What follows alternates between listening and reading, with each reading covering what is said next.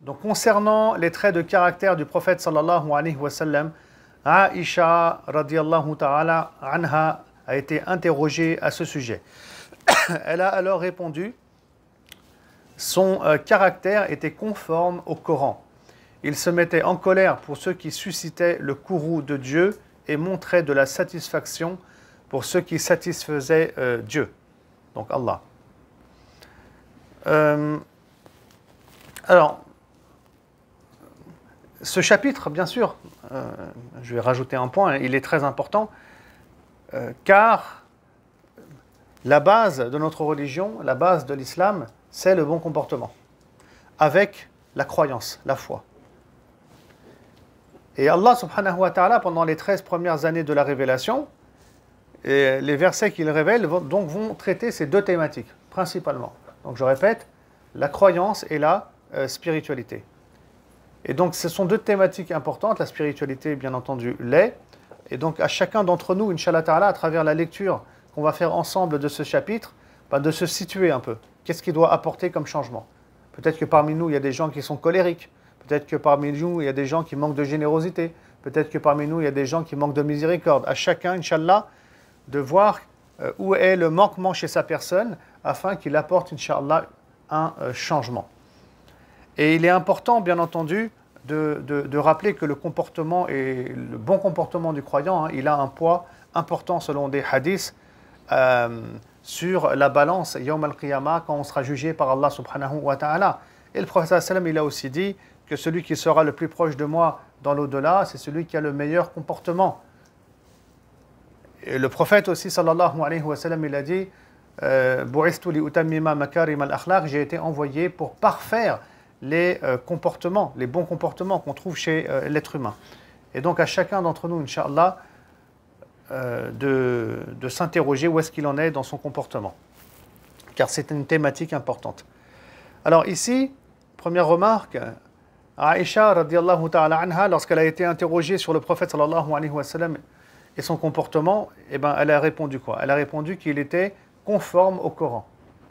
Et donc il n'y avait pas de contradiction entre le Coran, la parole d'Allah subhanahu wa ta'ala, et la personne du prophète sallallahu alayhi wa sallam.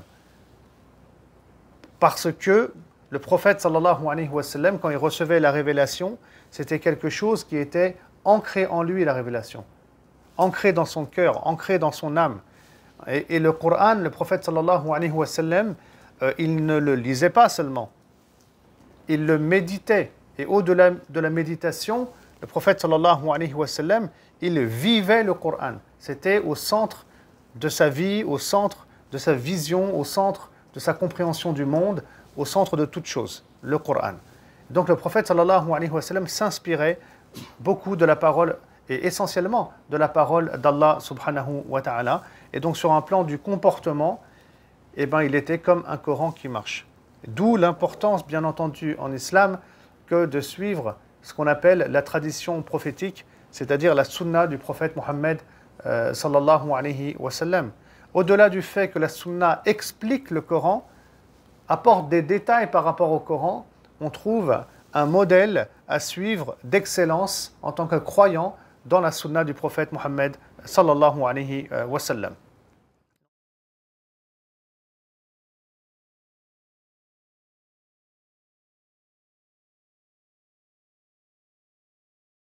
Salam alaikum wa rahmatullahi wa barakatuh. Je suis ici dans le cimetière d'Al-Baqi' et j'aimerais ici vous transmettre un message à toute la Ummah de Mohammed sallallahu alayhi wa sallam.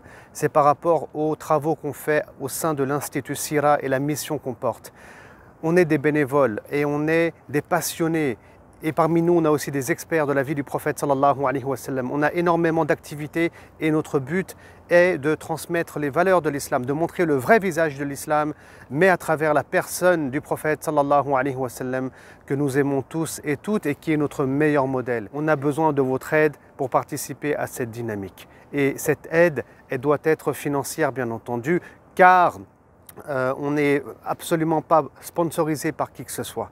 Et alhamdulillah, aujourd'hui, on est, comment dire, énormément sur le terrain. On a fait énormément d'expositions, les gens nous connaissent et alhamdulillah, la confiance, elle est établie.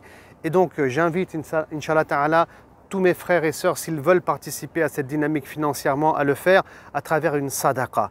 Et la sadaqa, Inch'Allah Ta'ala, on espère que chacun puisse donner 5 euros par mois, si c'est possible 10 euros par mois ou 20 euros par mois, Inch'Allah.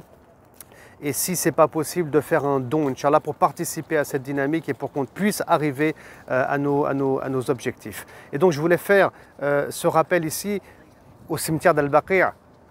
Voilà, car c'est une sadaqa que vous allez faire.